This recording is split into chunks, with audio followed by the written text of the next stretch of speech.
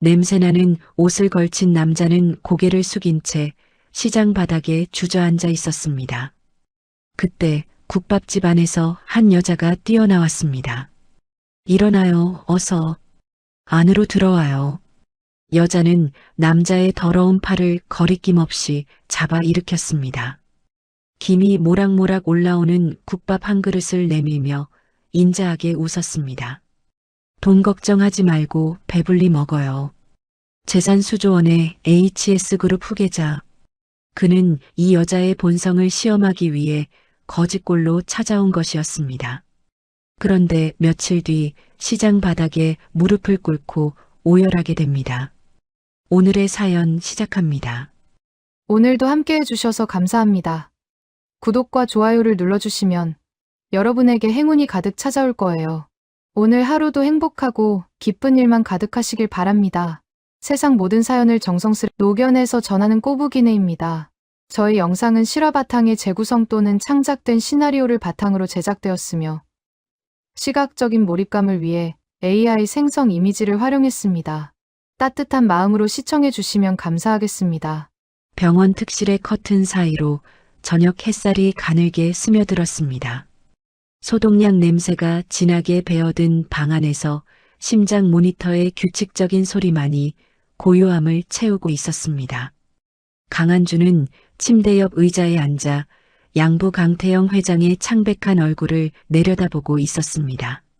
한때 재계를 호령하던 남자의 두 볼은 깊이 꺼져 있었고 손등에 꽂힌 수액줄이 희미하게 떨리고 있었습니다. 한준아, 내 아들아. 강태영 회장이 쩍쩍 갈라진 목소리로 한준을 불렀습니다. 한준은 급히 자리에서 일어나 침대 가장자리에 몸을 바짝 밀착시켰습니다. 네, 아버지. 저 여기 있어요. 정신이 좀 드세요? 서랍. 저기 서랍 안에 봉투가 하나 있다. 얼른 꺼내보거라. 강태영 회장이 덜덜 떨리는 손가락으로 침대 옆 낡은 서랍장을 가리켰습니다. 한주는 서랍을 열어 누렇게 빛이 바랜 서류 봉투 하나를 꺼냈습니다.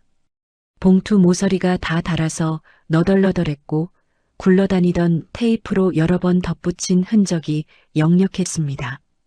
이게 뭡니까, 아버지? 무슨 서류길래 이렇게 꽁꽁 숨겨두셨어요? 열어봐라. 이제는 네가 다 알아야 할 일이다. 숨긴다고 숨겨지는 게 아니었어. 한주는 침을 꿀꺽 삼키며 봉투 입구를 조심스럽게 뜯었습니다. 안에는 오래된 종이 2장이 꼬깃꼬깃 접혀 있었습니다. 첫 번째 종이를 펼치는 순간 한준의 눈동자가 못 박힌 듯 멈추었습니다. 종이 맨 위에 친권 포기 각서라는 무시무시한 글자가 찍혀 있었고 그 옆에는 시뻘건 인조지장 하나가 선명하게 남아 있었습니다. 두 번째 종이를 펼치자 더 기가 막힌 문구가 튀어나왔습니다. 금 1억 원 정, 수령함이라는 글자 옆에 이옥순이라는 이름이 석자 적혀 있었습니다. 한준의 손끝이 사시나무 떨리듯 떨렸습니다. 봉투를 쥔 손에 얼마나 힘이 들어갔는지 종이가 바작바작 구겨졌습니다. 아버지, 이게 대체 다 뭡니까? 이 이름은 뭐고 이 돈은 또 뭐냐고요? 한준아, 너는 내 핏줄이 아니다. 내 자식이 아니야. 강태영 회장의 입술이 파르르 떨리며 모진 말을 뱉어냈습니다. 한준은 망치로 머리를 한 대 맞은 듯 그 자리에 굳어버렸습니다. 삑삑대는 심장 모니터 소리가 저 멀리 안개 속에서 들리는 것 같았습니다. 30해 전 일이다. 우리 집에 정원사 부부가 살았지. 남편 이름은 이봉수, 아내는 이옥순. 그래, 그 옥순이가 바로 내 친어머니란다. 친어머니라뇨. 그게 지금 하실 말씀입니까? 한준의 목소리가 장작 타듯 바짝 말라붙었습니다. 턱 근육은 돌덩이처럼 단단하게 굳었고 관자놀이에는 핏줄이 울퉁불퉁 솟아올랐습니다.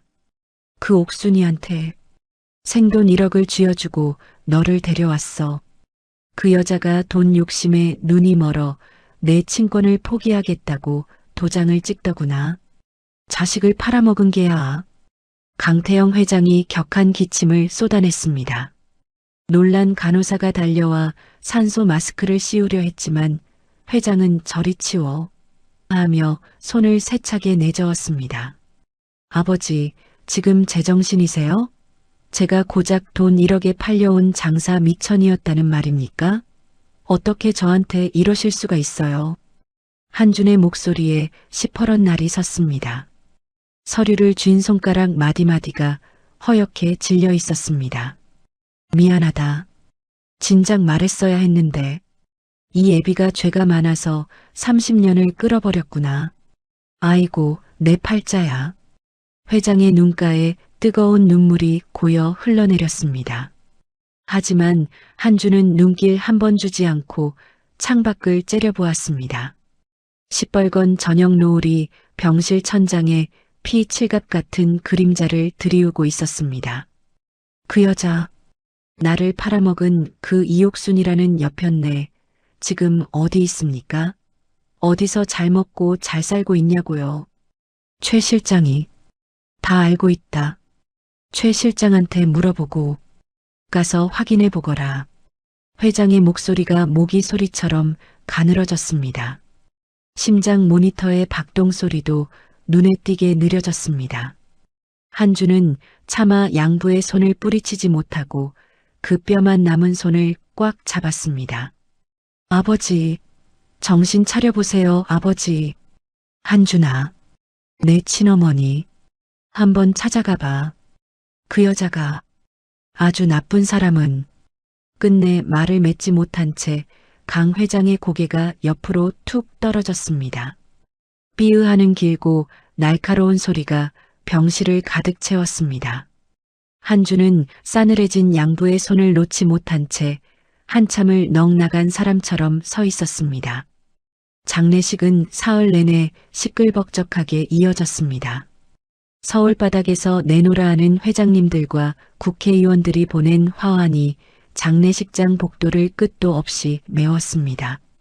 한주는 상주 자리에 앉아 손님을 맞으면서도 가슴 안주머니에 넣어둔 서류 봉투의 무게 때문에 숨이 막힐 것 같았습니다. 장례식 마지막 날 밤이었습니다. 조문객이 다 빠져나간 썰렁한 복도에서 한주는 양어머니 민 사모님의 전화 소리를 우연히 듣게 되었습니다. 아유, 그 영감탱이 드디어 갔어. 야, 딴 생각 말고 비자금 장부부터 챙겨. 한준이 그 자식이 눈치채기 전에 싹 다 빼돌려야 한다니까? 내 말 무슨 뜻인지 알지? 민 사모님의 간드러지면서도 날카로운 목소리가 빈 복도에 뱀처럼 감겼습니다. 한주는 기둥 뒤에 몸을 숨기고 부들부들 떨리는 주먹을 꽉 쥐었습니다. 오냐, 당신들 속셈이 그거였지?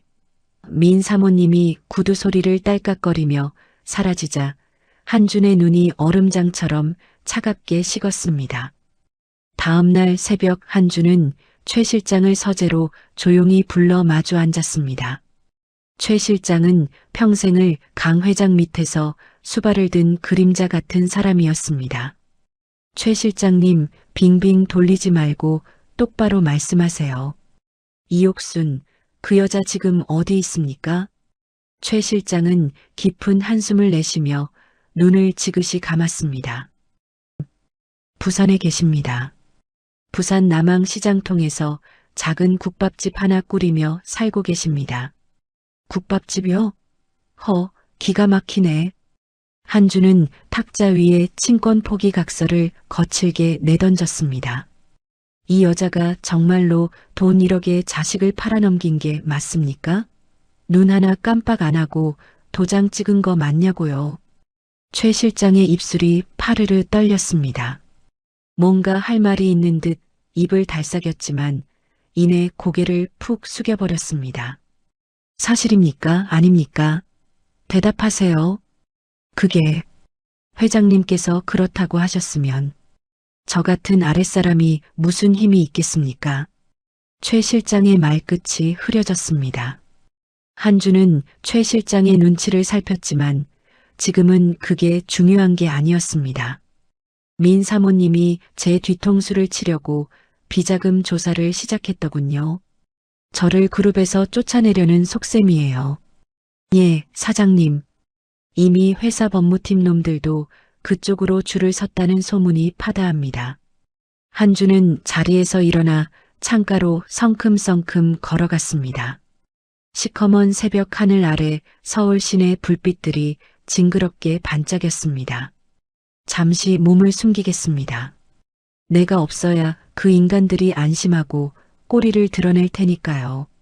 최 실장님은 여기 남아서 그쪽 움직임 싹 다 기록해 두세요. 사장님, 갑자기 어딜 가시려고요? 부산 갑니다. 그 대단하신 친어머니라는 분 얼굴 좀 보러요. 한준의 목소리는 서슬이 펄했습니다.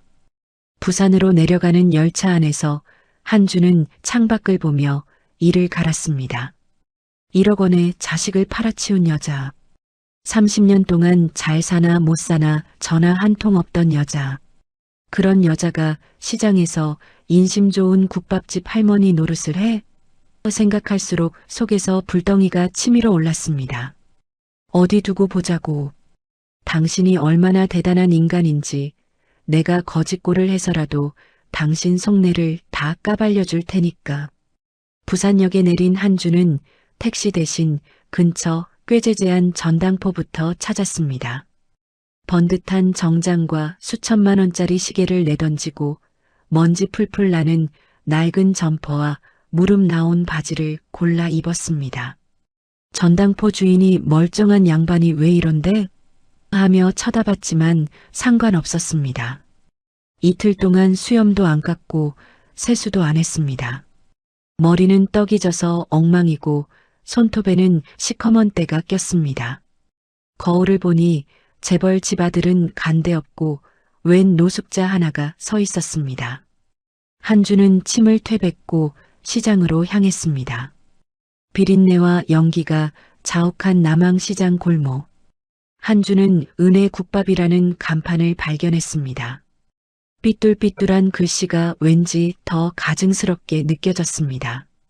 가게 앞 가마솥에서는 하얀 김이 펄펄 나고 있었습니다. 한주는 일부러 가게 문 앞 차가운 바닥에 털썩 주저앉았습니다. 노숙자처럼 고개를 푹 숙이고 거친 숨을 몰아쉬었습니다. 드디어 끼익하고 문이 열리는 소리가 났습니다. 아이고, 이게 무슨 일이야? 젊은 양반이 왜 이런 데서 이러고 있어? 응? 한준이 고개를 들자 하얀 머리가 희끗희끗한 아주머니 한 분이 서 있었습니다. 얼굴에는 주름이 자글자글했지만 눈매만큼은 참 선해 보였습니다. 바로 이옥순이었습니다. 자, 어서 일어나. 땅바닥 차가워. 입 돌아가면 어쩌려고 그래. 얼른 들어와요. 옥수는 한준의 더러운 팔을 덥석 잡았습니다. 옷에서 냄새가 날 법도 한데 인상 한 번 안 쓰고 한준을 가게 안으로 이끌었습니다. 가게 안은 좁아도 먼지 하나 없이 반짝거렸습니다.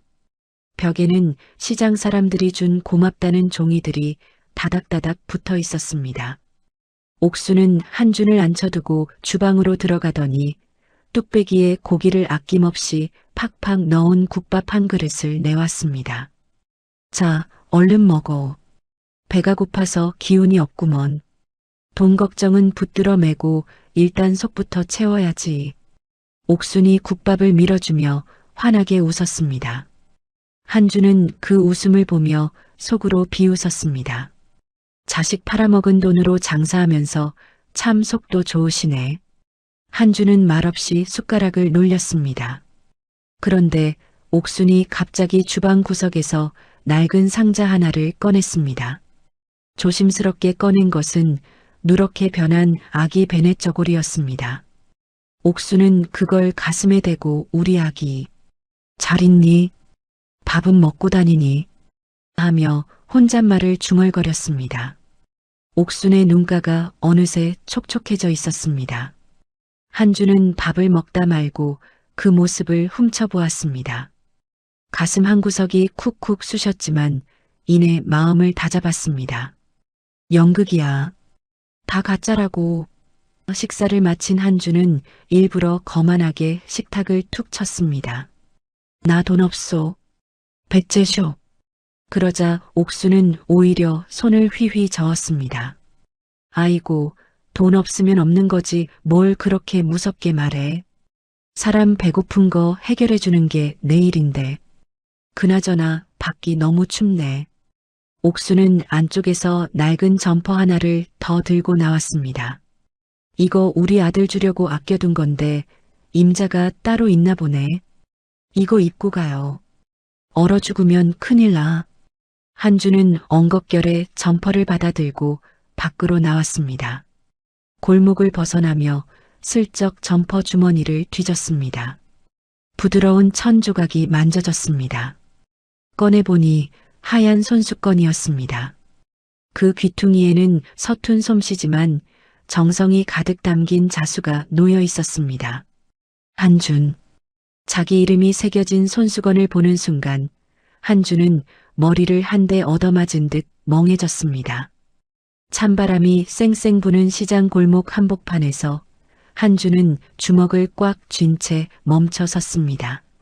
한준은 시장 골목 끝자락에 있는 낡아빠진 여인숙의 둥지를 틀었습니다. 벽지는 누더기처럼 군데군데 들떠 있었고 천장 구석에는 곰팡이가 꽃처럼 피어 있었습니다.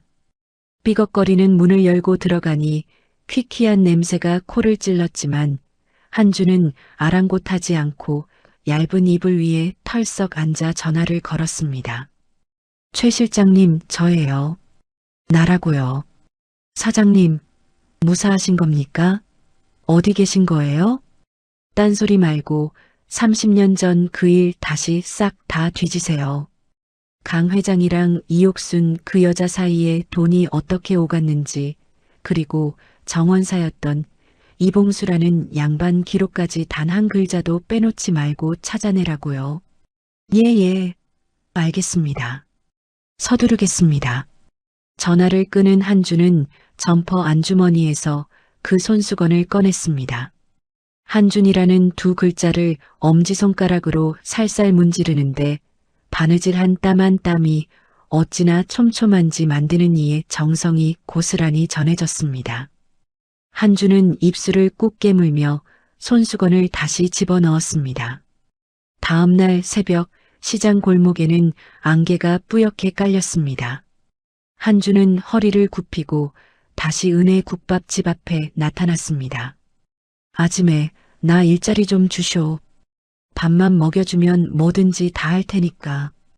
가마솥불을 보던 옥순이 고개를 돌려 한준을 빤히 쳐다봤습니다.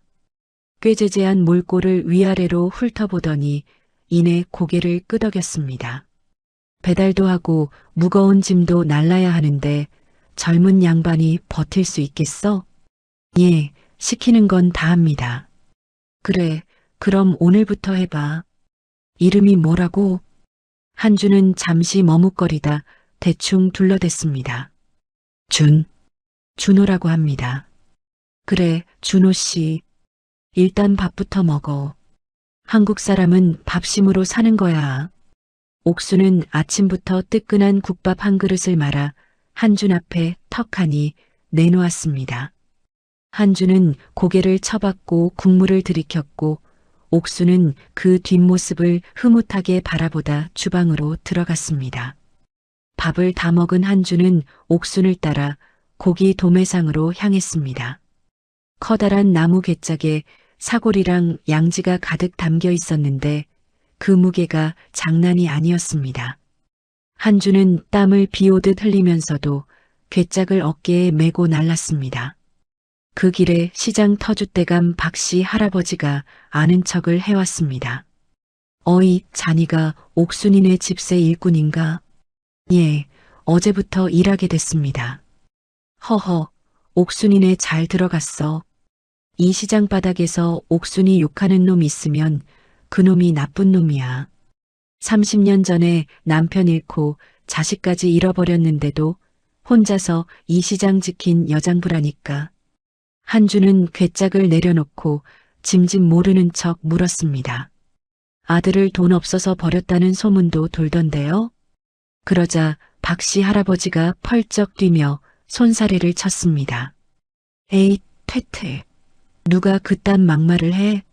옥순이는 지 밥은 굶어도 남은 먹이는 사람이야. 그 속 깊은 여자가 돈 때문에 자식을 팔아? 그건 옥순이를 몰라도 한참 모르는 소리여. 한주는 묵묵히 다시 짐을 들었지만 속으로는 비웃었습니다. 죗값 치르는 거겠지. 자식 팔아넘긴 죄책감 때문에 저러는 거야. 오후가 되자 검은 옷을 입은 험상궂은 남자들이 시장을 휘젓고 다녔습니다. 그중 한 놈이 국밥집 안으로 들어오더니 옥순 앞에 종이 한 장을 탁 던졌습니다. 할멈, 여기 재개발 동의서요. 빨리 도장 찍어. 그래야 보상금이라도 챙기지. 옥순이 행주로 손을 닦으며 그 종이를 뚫어지게 쳐다봤습니다. 대박 건설? 난 이런 거 몰라요. 못 나가니까 당장 들고 나가쇼. 이게 확정구역이라니까 그러네. 고집 피우다 강제 집행당해서 쫓겨나고 싶어? 옥수는 종이를 다시 접어 남자 가슴팍에 팍 밀쳐냈습니다. 여기는 내 남편이 땀 흘려 일군 터전이고 내 아들이 돌아오면 찾아와야 할 집이야. 난 죽어도 못 나가. 남자가 혀를 끌차며 험악하게 가게를 나갔습니다. 한주는 그 남자의 뒷모습을 보며 대박 건설이라는 이름을 곱씹었습니다. 그날 밤 여인숙에서 다시 최 실장에게 연락을 했습니다. 최 실장님, 대박 건설 실소유주가 누구예요? 잠시만요. 사장님, 거기 사장이. 사장님 이복 동생인 강승현 상무입니다. 한준의 눈이 가늘게 떨렸습니다. 승현이 이 자식, 여기까지 손을 뻗쳐? 턱 끝이 딱딱하게 굳었습니다. 다음 날 새벽 국밥집에 가보니 가게 벽에 시뻘건 페인트로 철거 예정이라는 글씨가 핏물처럼 적혀 있었습니다. 옥수는 찬물을 받아다 덜덜 떨리는 손으로 글씨를 닦아내고 있었습니다. 아지매, 내가 할게요. 비켜보쇼. 아니야, 준호 씨. 나 이런 거 한두 번 겪는 거 아니야. 괜찮아. 옥순의 손등에 붉은 페인트가 묻어 있는 걸 본 한주는 말없이 옆에 앉아 같이 벽을 문질렀습니다. 가슴 속에서 묘한 울렁임이 일었지만 꾹 눌러 참았습니다.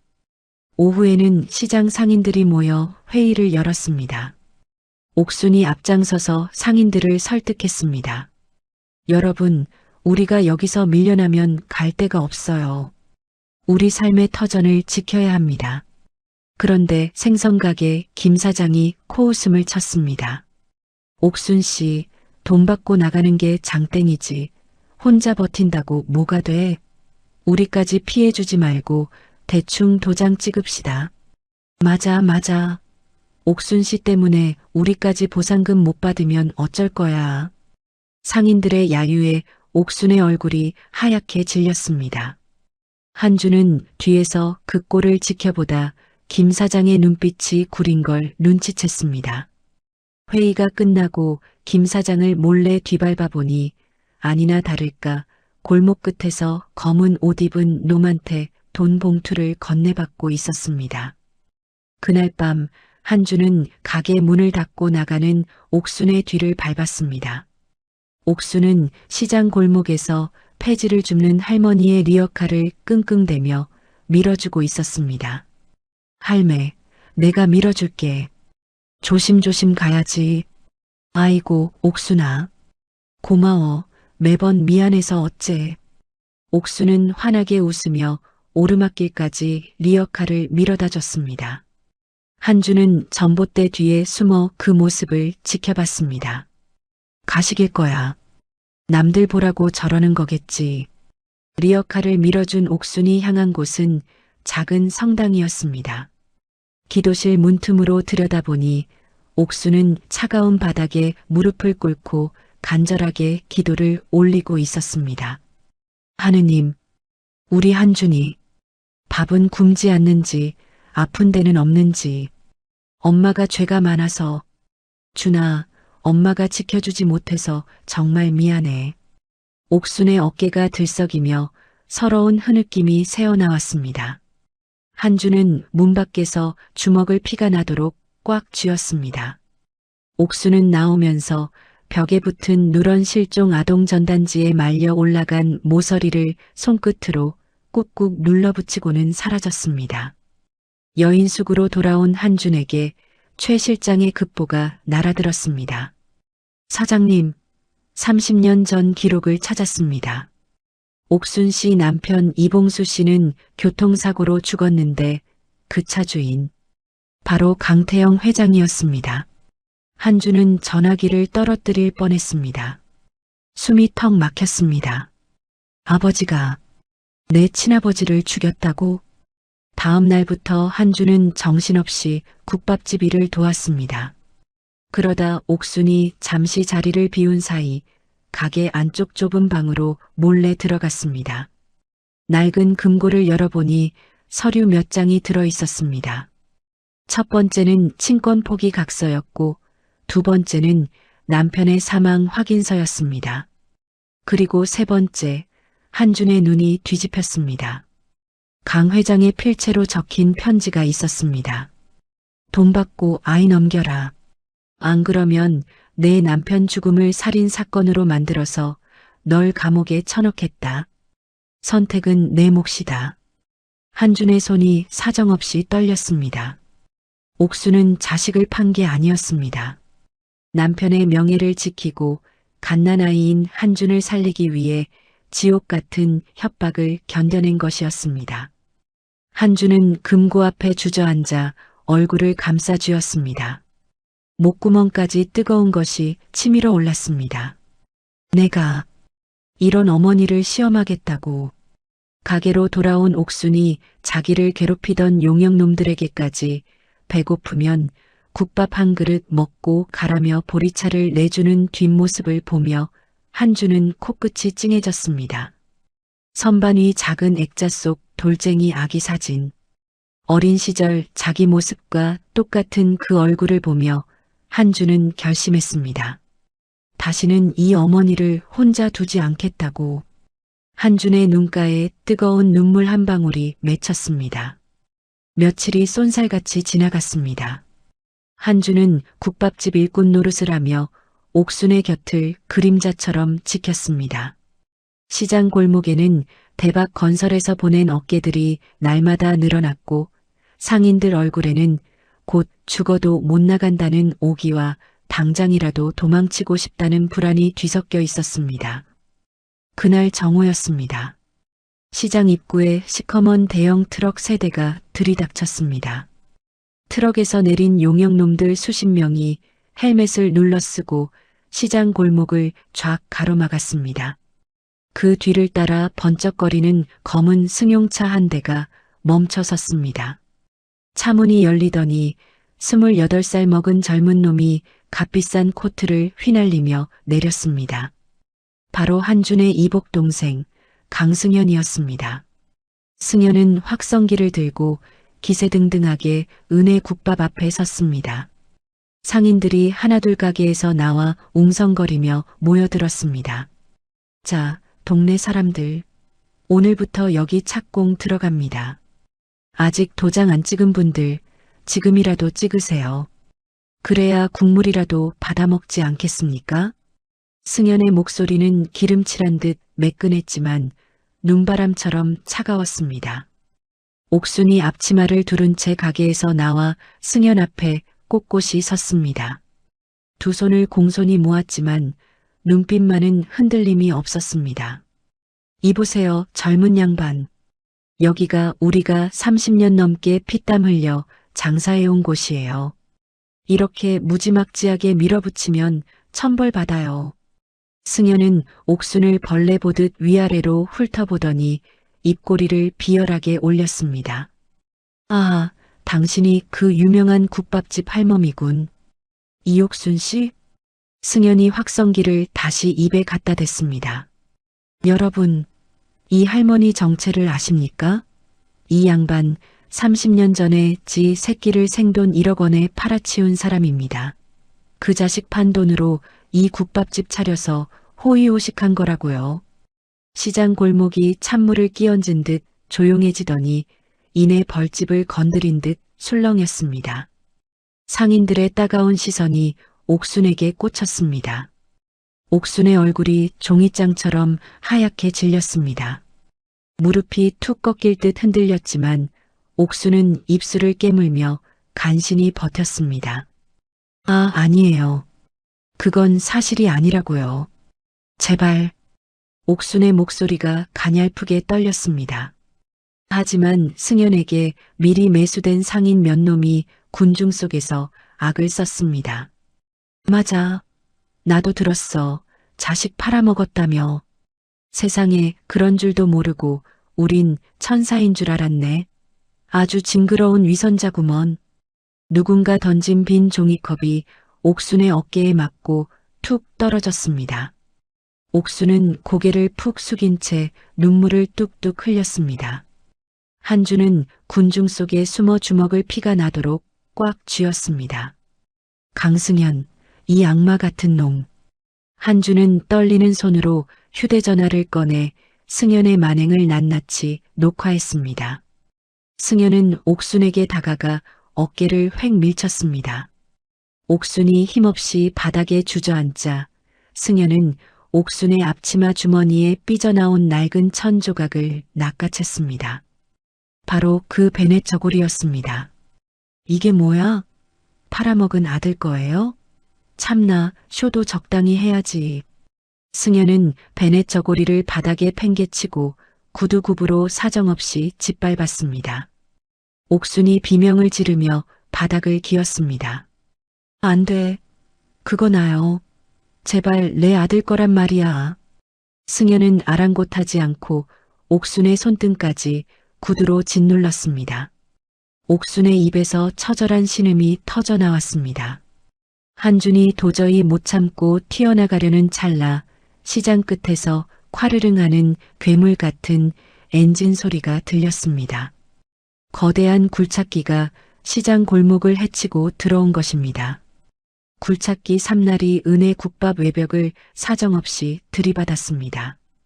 쩍쩍 벽 갈라지는 소리가 천둥처럼 울렸습니다.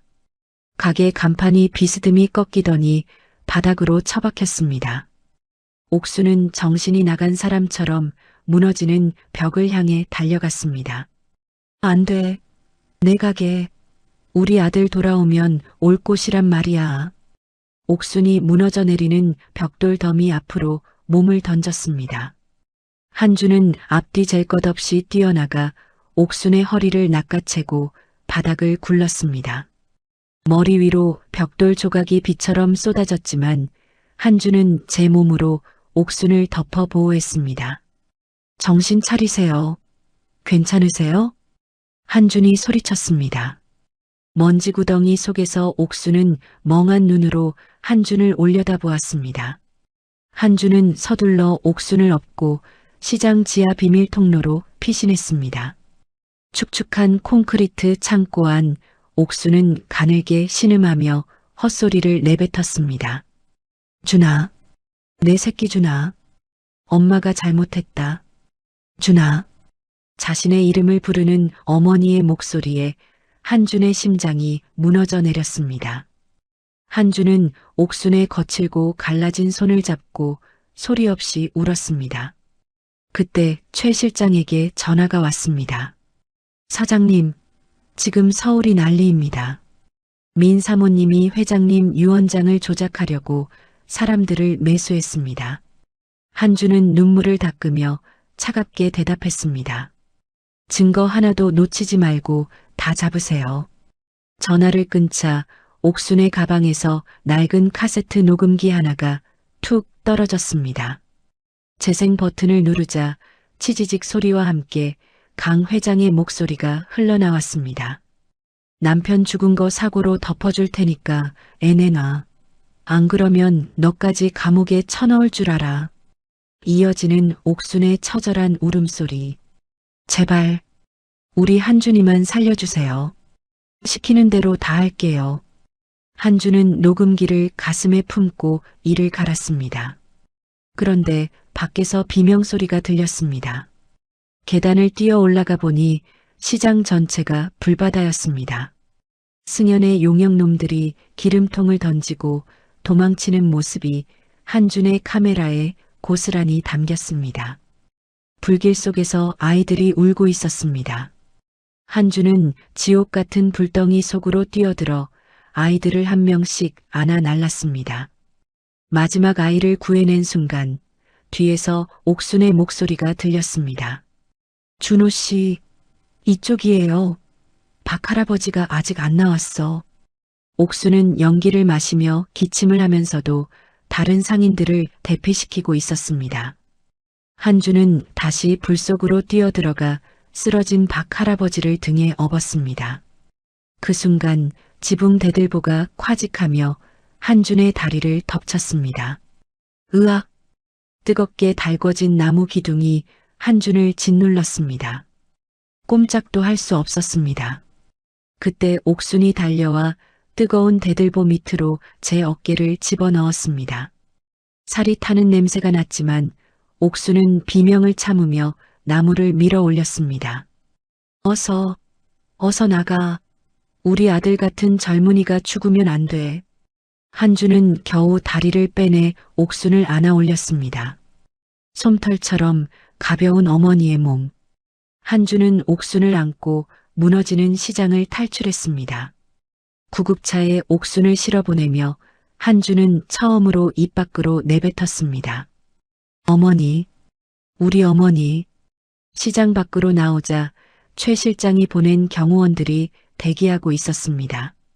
한주는 때 묻은 옷을 벗어 던지고 빳빳한 정장을 차려입었습니다. 화장실 거울 앞에서 얼굴을 씻어내자 거지 노숙자는 사라지고 날카로운 눈매의 재벌 후계자가 다시 섰습니다. 승연이놈 방화 영상, 지금 당장 방송국에 다 뿌리세요. 그리고 어머니 병실, 파리 한 마리 못 들어가게 지키세요. 한주는 헬기에 올라타며 불타는 시장을 내려다보았습니다. 정장 안주머니에 든 한준 손수건을 만지며 그는 서울을 향해 차가운 눈빛을 빛냈습니다. 헬기 프로펠러 소리가 요란한 가운데 한준의 전화기가 쉴 새 없이 울려댔습니다. 사장님, 긴급 보고 드립니다. 최 실장의 목소리가 흥분으로 가늘게 떨리고 있었습니다. 강태영 회장님께서 돌아가시기 전 이옥순 씨 앞으로 1,000억 원짜리 비밀 통장을 만들어 두셨습니다. 스위스 은행에 신탁을 걸어 두셨는데 오직 옥순 씨 본인 서명이 있어야만 인출이 가능합니다. 회장님이 마지막에 참여하신 게 분명합니다. 1,000억이라. 한주는 창밖을 멍하니 내다봤습니다. 구름 사이로 해가 꾸역꾸역 솟아오르고 있었습니다. 자기를 돈 1억에 사왔던 양부가 죽기 전 죄책감에 몸부림치며 남긴 돈이 고작 1,000억이라는 숫자로 적혀 있었습니다. 한주는 이를 악물었습니다. 어머니, 아니, 그분 상태는 좀 어때요? 부산중앙병원 펜트하우스 특실로 모셨습니다. 연기를 너무 많이 마셔서 폐가 상하셨고 사장님 구하느라 등에 큰 화상을 입으셨어요. 아직 정신은 못 차리셨습니다. 서울에서 제일가는 화상 전문에 당장 헬기 태워서 부산으로 보내세요. 돈은 얼마가 들어도 좋으니까 무조건 살려내라고요. 한주는 등받이에 머리를 털썩 기댔습니다. 불덩이가 떨어지는 그 난리통에 자기 아들 같은 젊은이 살리겠다고 가녀린 어깨로 대들보를 바치던 옥순의 모습이 자꾸만 눈앞에 어른거려 가슴이 미어지는 것 같았습니다. 그런데 최 실장이 또 한 번 기가 막힌 소식을 전해왔습니다.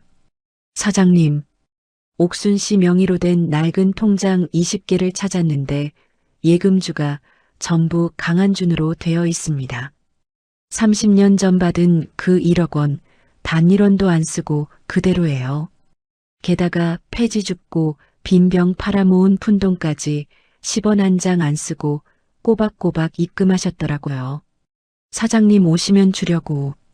한주는 더 이상 말을 잇지 못했습니다. 전화기를 쥔 손이 덜덜 떨렸습니다. 자기를 팔아넘긴 돈으로 떵떵거리고 살 줄 알았는데 그 모진 세월을 폐지 주어가며 아들 이름으로 돈을 모으고 있었다니. 한주는 두 손으로 얼굴을 감싸 쥐고 꺽꺽 울음을 삼켰습니다. 내가 무슨 짓을 한 거야? 그런 어머니를 의심하고 거짓골로 가서 시험을 해? 천벌 받을 놈. 내가 나쁜 놈이다. 하지만 슬퍼하고 있을 시간도 없었습니다. 한주는 눈물을 닦고 도끼 어린 눈을 빛냈습니다. 최 실장님, 민 사모님 차명 계좌 싹 다 털었죠? 당장 연락해서 전하세요. 아들 승현이한테 자금줄 안 끊으면 내 손에 죽는다고요. 그리고 부산시장 상인들, 우리 어머니 괴롭혔던 빚쟁이 놈들한테 매수된 사람들 있지요? 한 명당 5억씩 뿌려서 복구비용 대주고 내 편으로 만드세요. 한준의 지시에 부산시장이 발칵 뒤집혔습니다. 억울하게 가게를 잃은 상인들 통장에 뜬금없이 5억 원씩 입금되니 다들 자빠질 노릇이었죠. 한주는 승현에게 돈 받고 옥순을 욕했던 상인들을 직접 찾아갔습니다. 김 사장님, 돈 5억이면 평생 국밥 팔아도 못 만질 돈입니다. 이제 그만 승현이 놈 만행 다 불고 우리 어머니 명예 되찾아 주세요. 응? 김 사장은 한준의 서슬 퍼런 기세에 눌려 무릎을 꿇고 빌었습니다. 죄송합니다. 제가 귀신에 홀렸었나 봅니다. 옥순 씨가 어떤 사람인데 내가 다 증언하겠습니다. 그 사이 부산병원 특실에서 옥순이 드디어 눈을 떴습니다. 눈을 뜨자마자 옥순이 찾은 건 자기 몸이 아니라 함께 일하던 준호 씨였습니다. 간호사 양반, 그 젊은이는, 그 일꾼 청년은 무사해. 나 때문에 다친 데는 없고. 옥순의 간절한 목소리에 간호사는 입을 떼지 못했습니다. 한주는 그 소식을 듣고 병원으로 달려가 문틈으로 옥순을 지켜봤습니다. 차마 죄송해서 들어가지도 못하고 복도에서 주먹만 꽉 쥐었습니다. 한편 서울에선 승현이 난리가 났습니다. 믿었던 엄마 민 사모님이 자금줄을 딱 끊어버리자 사무실 집기를 다 부수며 발광을 했습니다. 강한준, 그 자식이 살아 돌아왔다고? 죽여버릴 거야. 다 죽여버릴 거라고. 하지만 이미 판세는 기울었습니다. 한주는 강 회장이 옥순을 협박했던 편지 원본까지 필적 감정을 맞춰 법적 증거를 싹 다 갖췄습니다. 주주총회를 하루 앞둔 밤, 한주는 옥순의 병실을 지켰습니다. 잠든 옥순의 손등에 난 오래된 흉터를 보며 한주는 문득 어린 시절 기억이 났습니다. 뜨거운 물이 쏟아질 때 자기 대신 손을 내밀어 막아주던 엄마의 따뜻한 손. 한주는 어머니의 손등에 이마를 대고 소리 없이 울었습니다. 어머니, 미안해요. 정말 미안해요. 다음 날 아침 옥순이 눈을 떠 자고 있는 한준의 얼굴을 가만히 들여다봤습니다. 떡 벌어진 어깨며 오뚝한 콧날이 왠지 낯설지 않았습니다. 옥순은 떨리는 손으로 한준의 머리카락을 쓸어 넘기며 혼잣말을 했습니다. 준아, 내 새끼 준이랑 눈매가 참 닮았네. 우리 준이도 살아있으면 저렇게 듬직했을 텐데. 한준이 눈을 뜨고 옥순과 눈이 마주쳤습니다. 한준은 차마 엄마라고 부르지 못하고 목소리를 가다듬었습니다. 이제 다 끝났습니다. 곧 다 해결될 거예요. 조금만 기다리세요. 한준은 병실을 나서며 수트를 빳빳하게 고쳐 입었습니다. 복도에 늘어선 경호원들이 회장님 하고 고개를 숙이자 한준은 주주총회장을 향해 당당하게 걸어갔습니다. 병실 창문 너머로 떠나는 한준의 뒷모습을 보며 옥수는 가슴이 철렁 내려앉았습니다. 30년 전 부산역 플랫폼에서 울며 기차를 탔던 그 어린 아들의 뒷모습이 겹쳐 보였기 때문입니다. 옥수는 창문에 손바닥을 대고 목이 메어 속삭였습니다. 준아, 혹시 너니? HS그룹 본사 앞은 이른 아침부터 취재진이 깔아놓은 카메라와 기자들로 인산인해를 이뤘습니다. 주주총회가 열리는 42층 컨벤셔널 로비에는 비싼 양복을 빼입은 주주들이 모여 입방아를 찢느라 정신이 없었죠. 세상에 죽은 줄 알았던 강한준 사장이 살아 돌아왔다며? 부산 시장판에서 거지 노릇을 했다는데 그게 다 승현이 놈 때문이라나 봐. 그 시각 엘리베이터 문이 열리며 한준이 나타났습니다. 며칠 전 시장통을 굴러먹던 꾀재재한 거지는 간대없고 날이 시퍼렇게 선 검은 수트 차림의 후계자가 서 있었습니다. 얼굴에는 불길 속에서 얻은 그을음 자국이 훈장처럼 남아 있었지만 눈빛만은 면도날처럼 날카로웠습니다. 총회장 입구에는 승현이 심어놓은 덩치 큰 보안 요원들이 바리케이드를 치고 길을 막았습니다. 승현이 그 뒤에서 헬쑥해진 얼굴로 나타났습니다. 넥타이는 비뚤어지고 눈 밑은 한게 제정신이 아니었죠. 형, 여길 어디라고 들어와. 형은 이미 실종됐어. 법적으로 죽은 사람이나 다름없다고. 승현이 꽥 비명을 질렀지만 한준은 눈 하나 깜빡 안 하고 최 실장에게 손짓했습니다. 최 실장이 종이 한 장을 승현의 납바닥에 들이밀었습니다. 법원 가처분 결정문입니다. 강한준 사장님의 의결권을 방해하면 그 자리에서 쇠고랑 찰 줄 아십시오. 승현의 손이 사시나무 떨리듯 떨렸습니다. 보안 요원들이 슬금슬금 길을 터주자 한준은 바리케이드를 걷어차고 총회장 정문을 박차고 들어갔습니다. 수백 명의 주주가 일제히 한준을 쳐다보며 숨을 죽였습니다. 한준은 단상에 올라 마이크를 잡았습니다. 주주 여러분, HS그룹 대표이사 강한준입니다. 오늘 이 자리에서 여러분께 인간의 탈을 쓴 악마들의 정체를 보여드리겠습니다. 한준이 손을 까닥하자 대형 스크린에 영상이 터져 나왔습니다. 승현의 수하들이 시장에 기름을 붓고 불을 지르는 장면, 승현이 옥순을 밀치고 아기 베네쩌고리를 구두로 짓밟으며 비웃는 장면이 적나라하게 펼쳐졌습니다. 세상에 저런 나쁜 놈이 있나? 짐승보다 못한 놈이네. 주주들의 욕설이 터져 나왔습니다.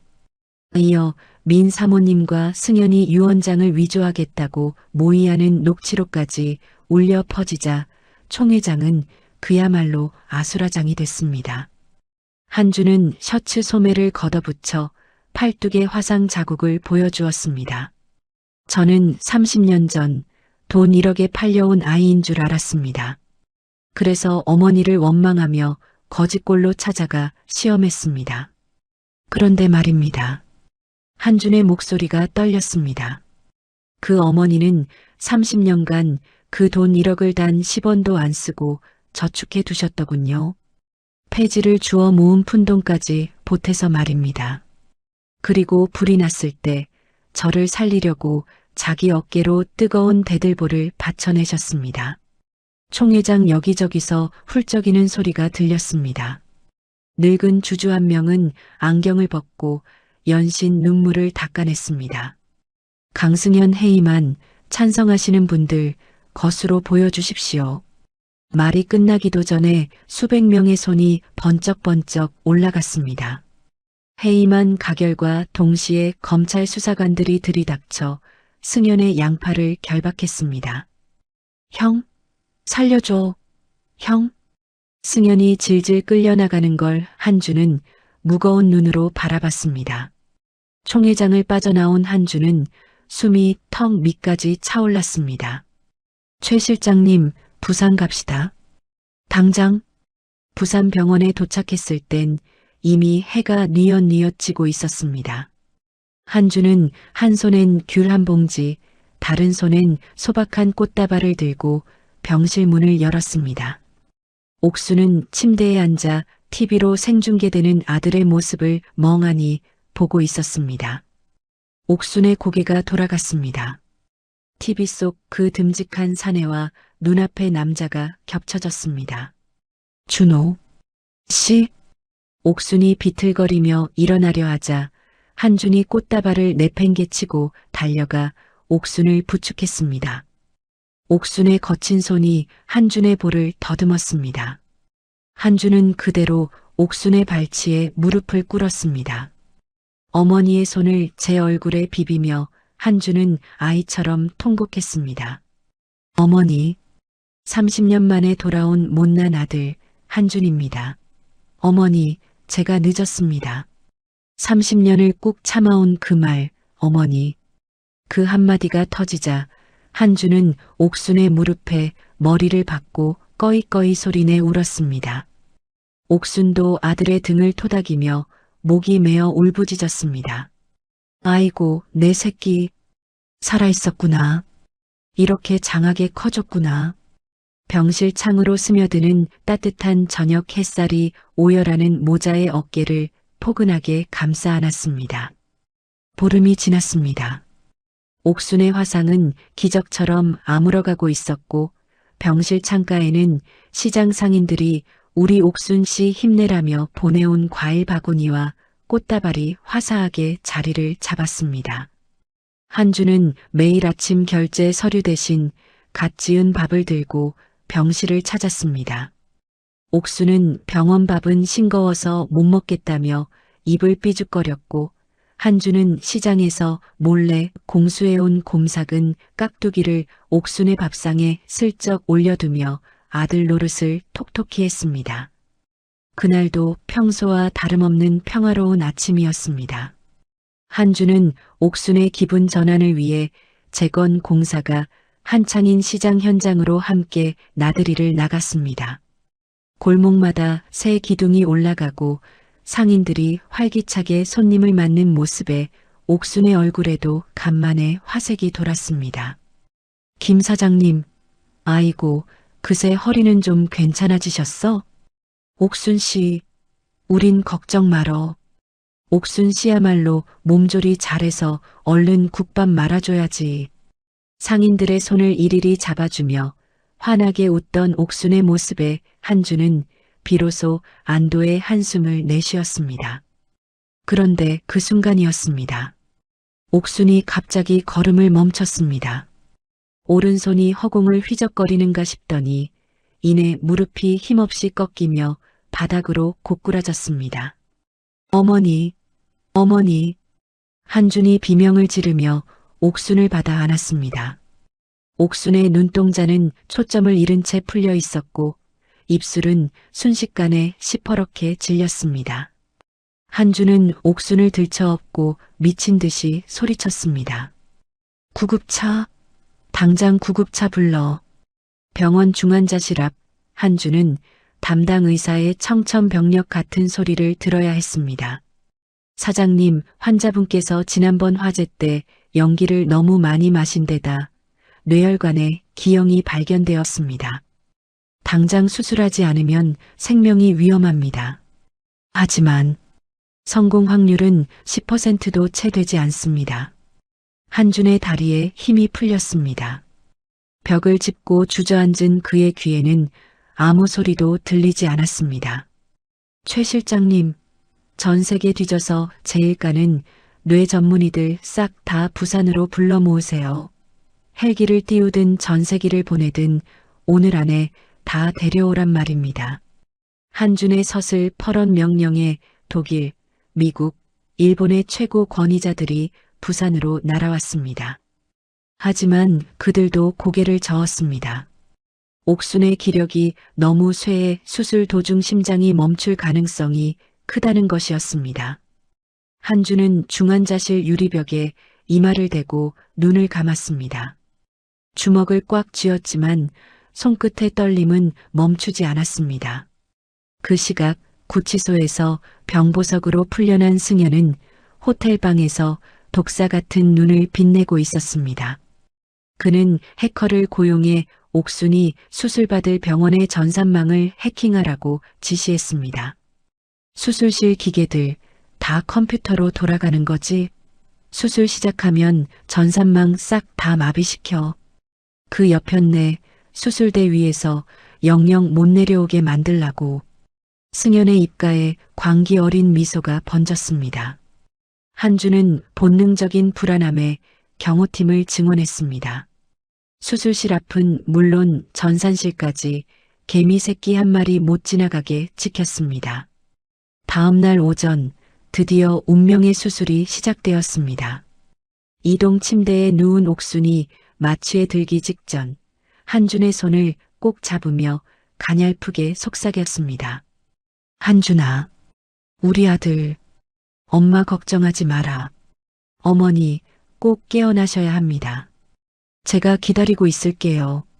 수술실 문이 닫히고 한주는 지옥 같은 기다림을 시작했습니다. 3시간, 5시간. 복도를 서성이던 그때 경호팀장이 달려왔습니다. 사장님, 승연이 놈이 병원 옥상 가스밸브를 점거했습니다. 사장님 안 올라오면 병원 통째로 날려버리겠답니다. 한준의 눈에 불꽃이 튀었습니다. 수술실 절대 비우지 마. 소리친 한준은 비상계단을 단숨에 뛰어 올라갔습니다. 옥상 문을 박차고 나가자 승연이 라이터를 들고 희죽거리고 있었습니다. 왔어? 형이랑 같이 죽으려고 내가 준비 좀 했지. 승연아, 제발 그만해. 너 그러다 진짜 죽어. 죽는 게 무서워? 난 형 무너지는 꼴만 보면 죽어도 좋아. 승연은 칼을 휘두르며 미친 듯이 달려들었습니다. 한주는 어깨를 찔리면서도 승연의 팔을 꺾어 바닥에 맺혔습니다. 뒤따라온 경찰들이 승연을 제압하자 한주는 어깨에서 피가 철철 흐르는 줄도 모르고 수술실로 다시 뛰어내려갔습니다. 수술은 10시간을 넘어 20시간째 이어졌습니다. 병원 앞 광장에는 소식을 들은 시장 상인들이 수백 개의 촛불을 켜고 옥순 씨 살려달라며 간절히 기도하고 있었습니다. 수술실 안 갑자기 경보음이 울렸습니다. 옥순의 심장 박동이 멈춘 것이었습니다. 의료진이 가슴 압박을 하며 사투를 벌이는 장면을 유리창 너머로 보던 한주는 무릎을 꿇었습니다. 어머니, 안 돼요. 제발, 제발. 한준의 처절한 외침이 하늘에 닿았을까요? 평평하던 심장 박동선이 다시 힘차게 튀어오르기 시작했습니다. 20시간의 사투 끝에 수술실 불이 꺼졌습니다. 탈진한 의사가 나와 고개를 끄덕이자 한주는 바닥에 주저앉아 엉엉 울음을 터뜨렸습니다. 성공했습니다. 하지만 앞으로 24시간 안에 깨어나셔야 합니다. 한주는 중환자실 유리벽 앞에서 눈 한 번 붙이지 않고 옥순을 지켰습니다. 어깨 상처에서 피가 배어나와 셔츠가 붉게 물들었지만 치료도 거부했습니다. 마침내 23시간 59분째 되던 순간 옥순의 눈꺼풀이 파르르 떨렸습니다. 천천히 눈을 뜬 옥순의 흐릿한 시선이 유리병 너머 한준에게 닿았습니다. 옥순의 입술이 가냘프게 움직였습니다. 한준은 유리벽에 두 손을 짚고 소리 없이 오열했습니다. 쏟아지는 눈물 너머로 비치는 어머니의 눈동자 속에 비로소 무너졌던 평화가 다시 깃들고 있었습니다. 옥순이 기적처럼 의식을 되찾은 다음 날 아침이었습니다.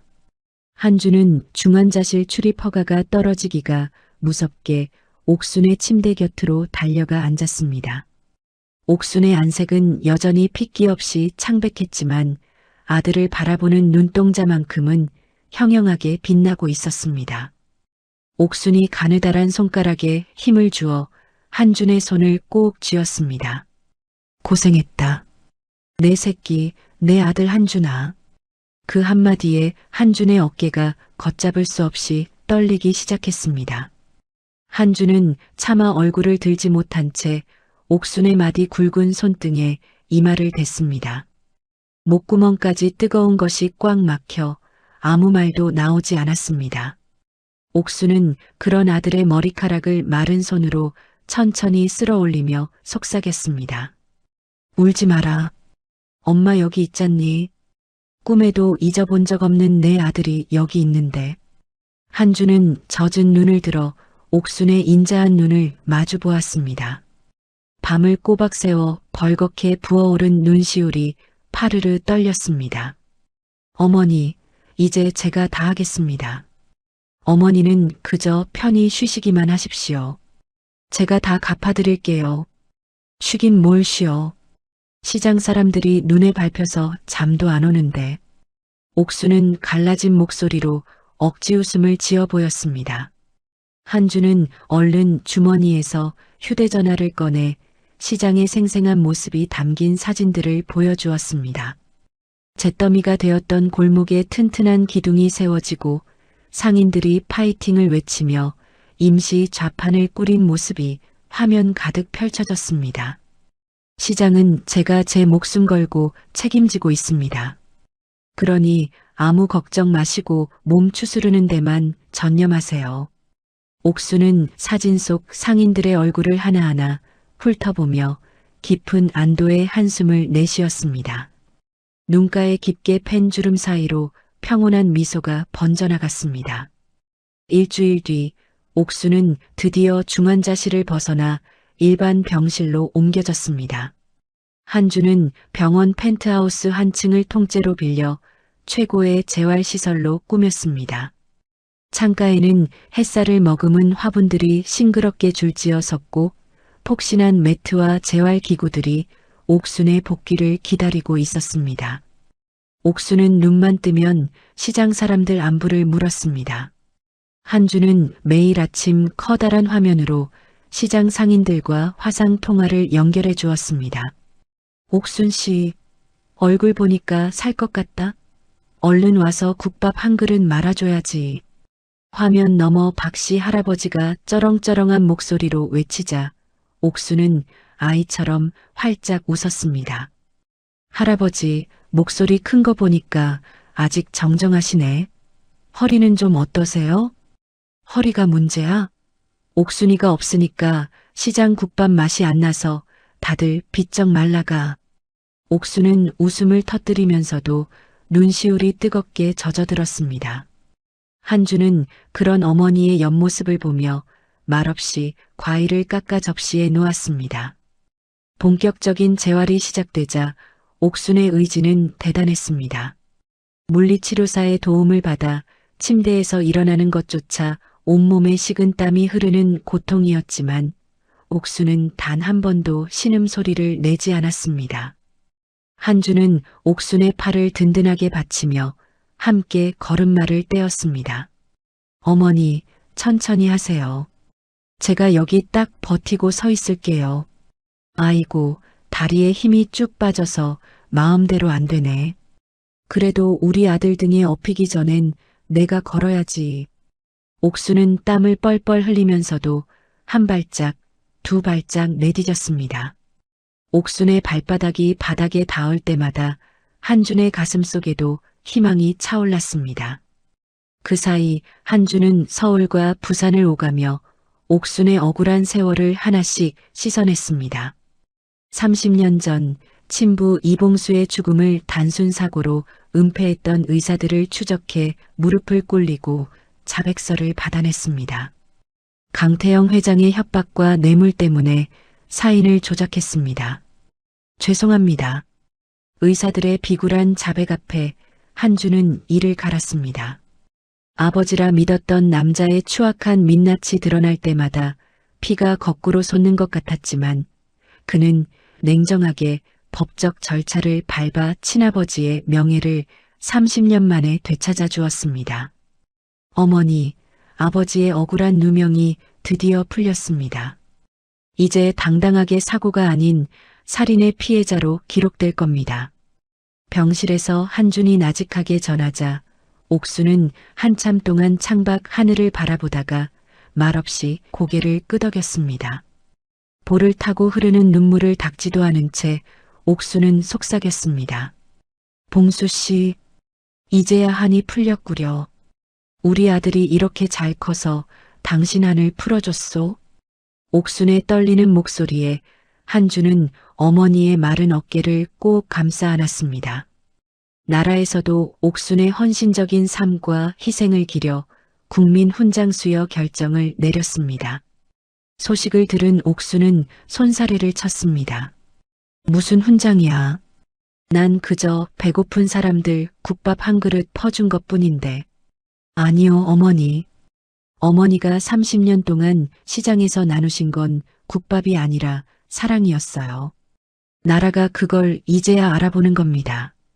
옥수는 쑥스러운 듯 고개를 숙였지만 훈장 이야기에 기뻐할 시장 사람들을 생각하니 입가에 미소가 떠나지 않았습니다.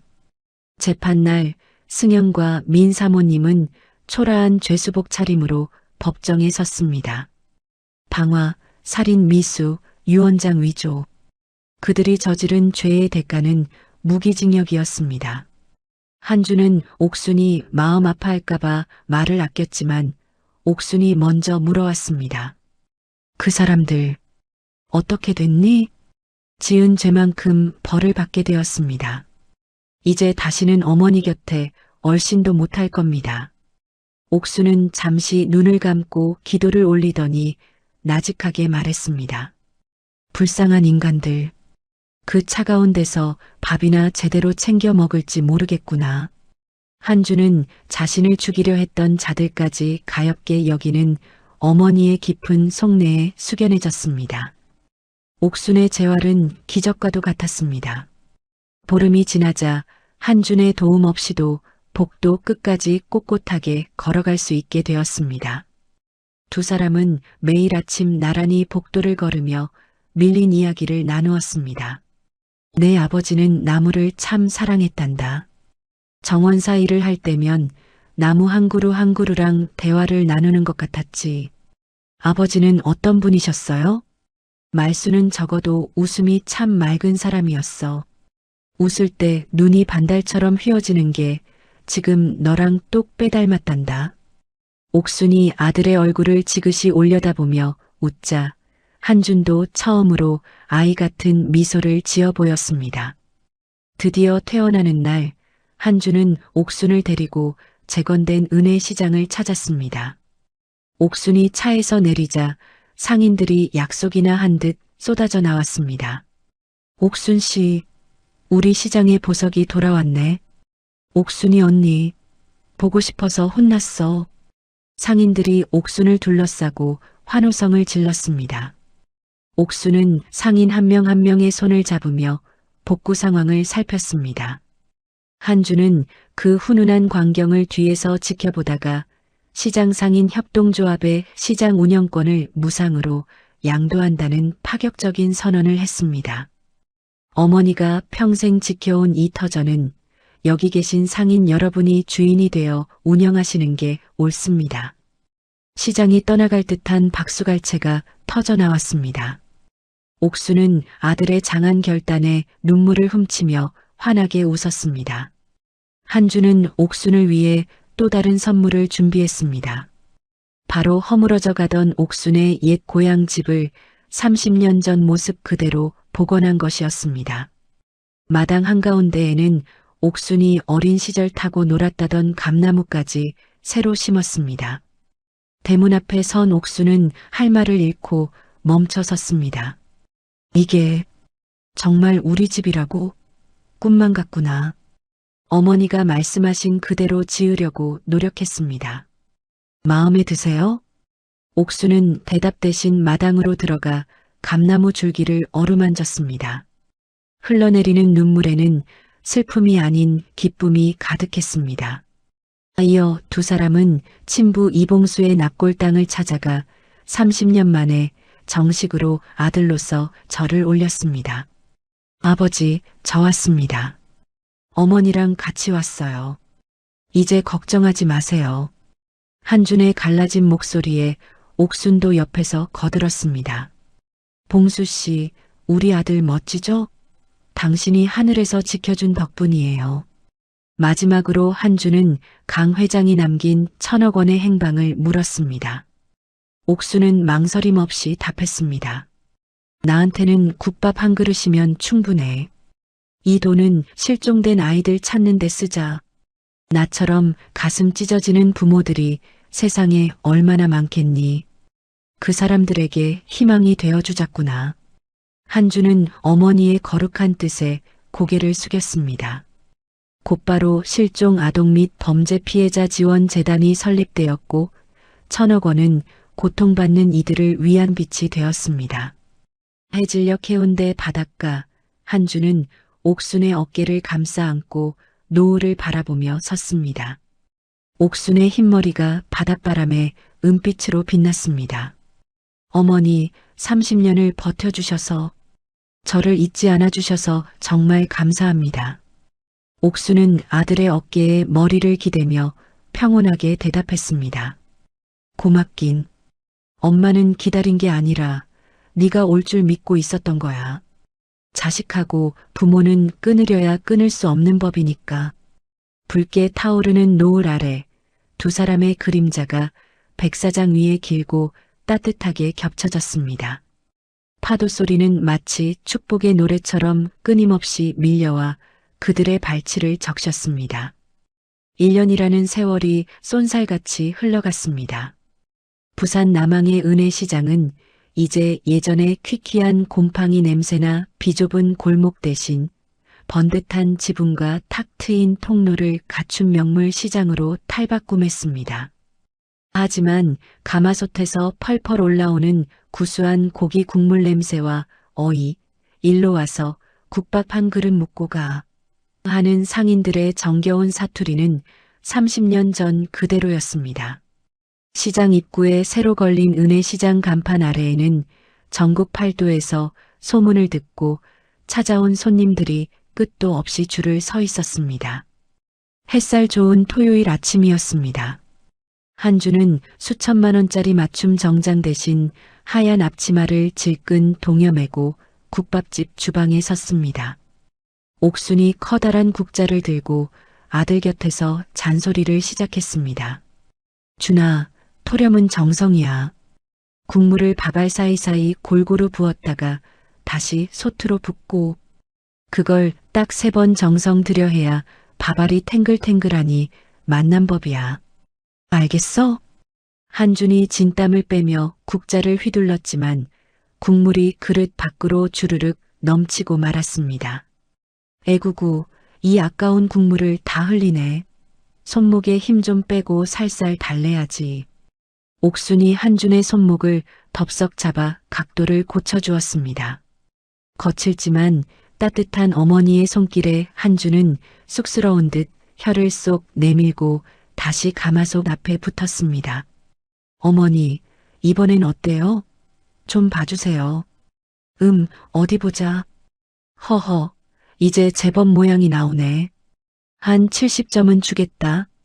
옥순이 아들의 어깨를 툭 치며 호탕하게 웃자 한준도 아이처럼 따라 웃었습니다. 가게 밖에는 국밥 냄새를 맡고 찾아온 손님들이 인사니내를 이뤘습니다. 한준은 쟁반을 들고 홀로 나가 싹싹하게 서빙을 시작했습니다. 여기 뜨끈한 국밥 2그릇 나왔습니다. 맛있게 드세요. 아니, 이 양반 뉴스에 나오던 그 재벌 회장님 아니야? 회장님이 웬 국밥 서빙을 다 하신대?